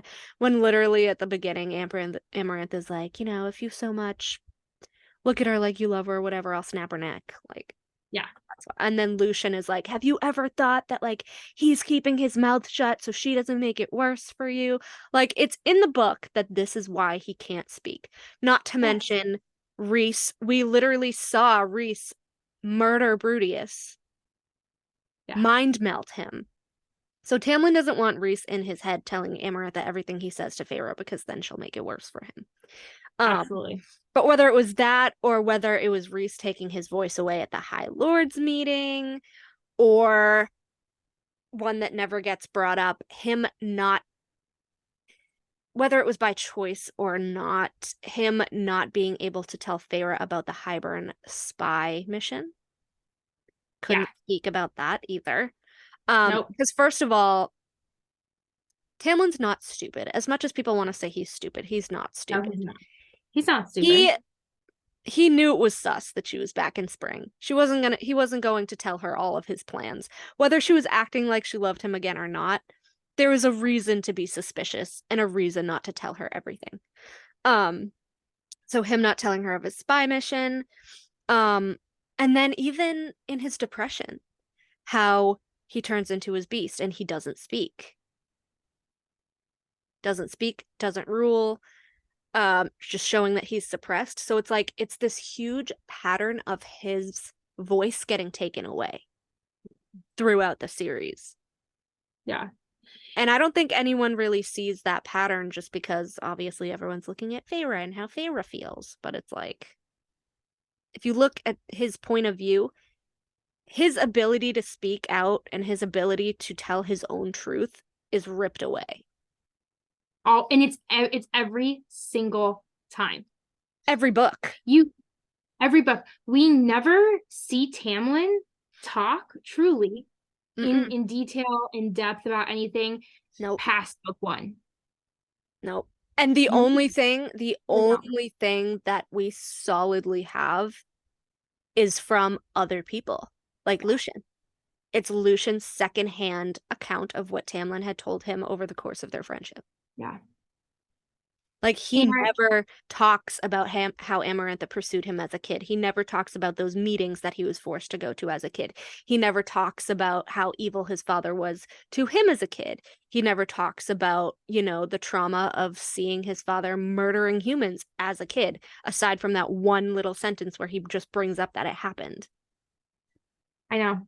He doesn't talk about himself ever. And everyone's like, he's selfish and he's all about himself. When? He's never about himself. Action selfishness. Ever.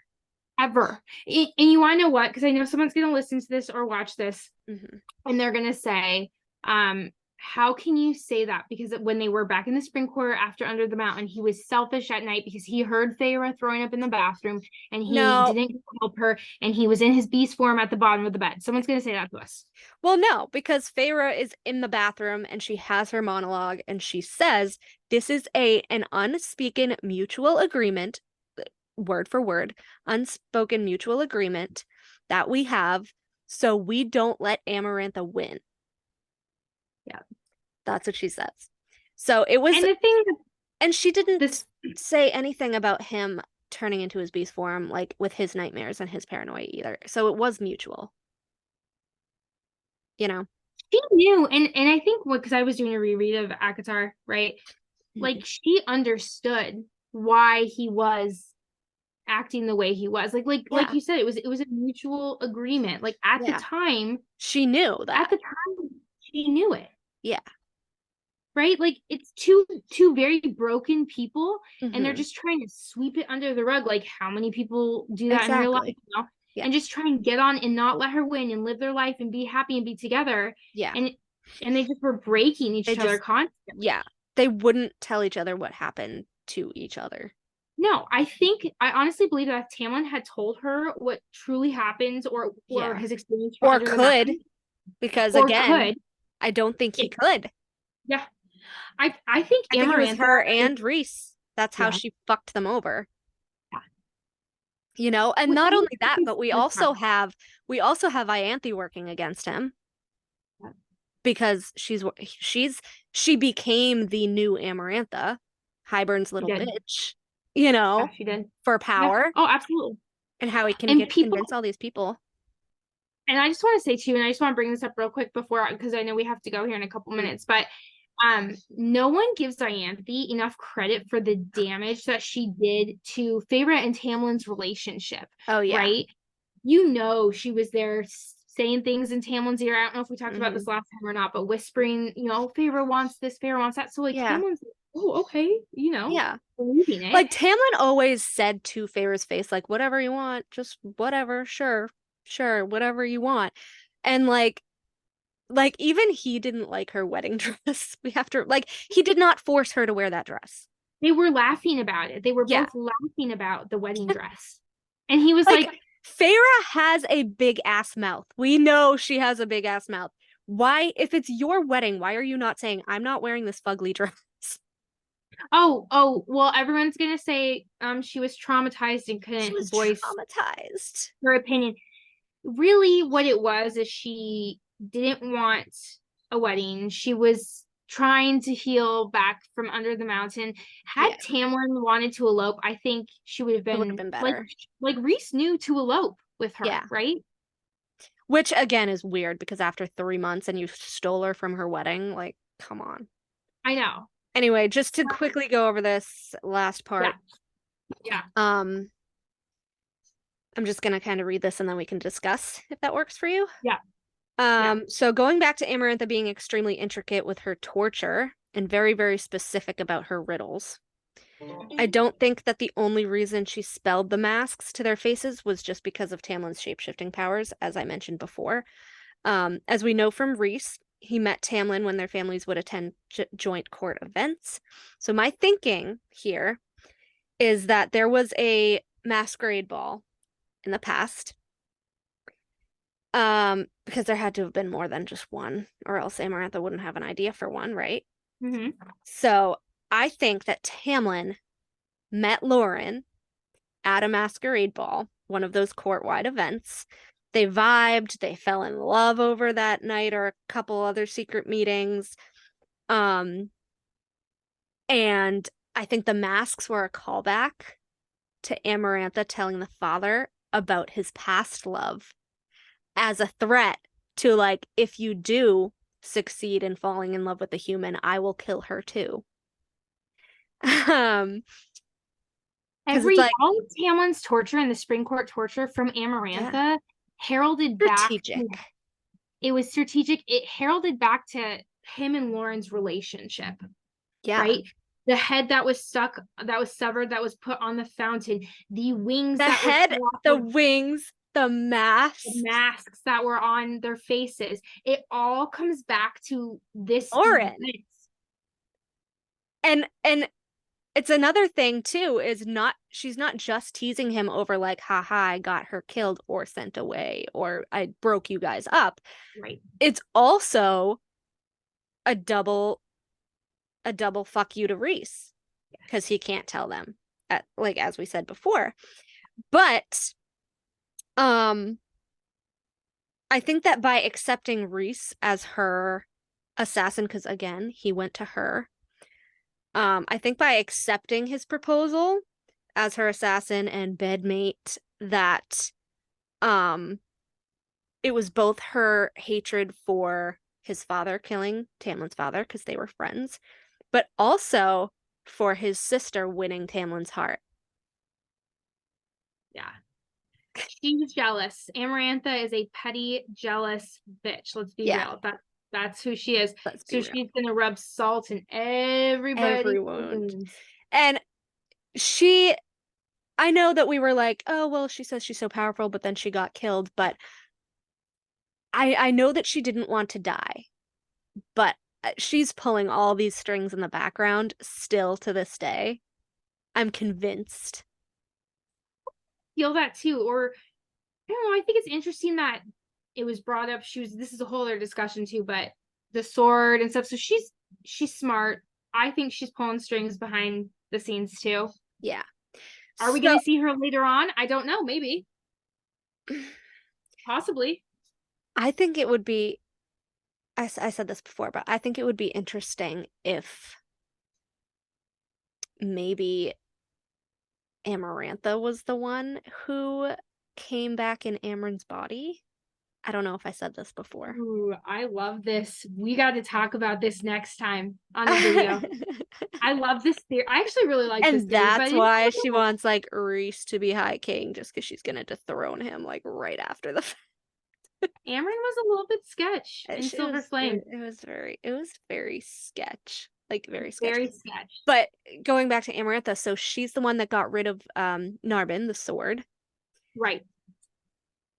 And at the very end, when Tamlin kills her, Lucian's sword. Right through her as he rips her throat out, right? So just the fact that Amarantha couldn't wield this sword, she got rid of it, and Lucian ended up with it, and it was the sword that killed her. Masterpiece. It has to. Why would you not use that? I know. Well, and we just have to, as an ending note, right? Yeah. I know that we talk a lot and have unpopular opinions about like SJM's characters and stuff like that, but like if that's the full circle that she brings it back to, and that's I will love her amount of detail she puts into that story, I'll be so impressed. I'll be so impressed. Impressed. All I want is for her to be as into her stories as we. Like, I just want her to think the way that we think. I hope so too. Sarah J. Maas, please listen to our podcast. We for the love future you. books. We love you. We love you, but please, you put so many hints that we're connecting. Even if you didn't connect them, feel free to use them for free. Yes. Because we want to read them. Oh my gosh. Well, Mel, thanks for talking with you today. Of course. Amarantha's just so sus, but yeah. She's so sus, and we're not done with our Lauren Tamlin theory. We have several other points and videos I think that we're going to be making on it. So I would go as far to say as maybe the first 5. I would say maybe so. 5 or 6 episodes of the podcast will be this running theory, and then we'll get into, characters and other storylines and other theories and other plot points. Yes. Yep. So I know we hope you guys enjoyed it. But it's fun. Well, see you guys next time. Bye.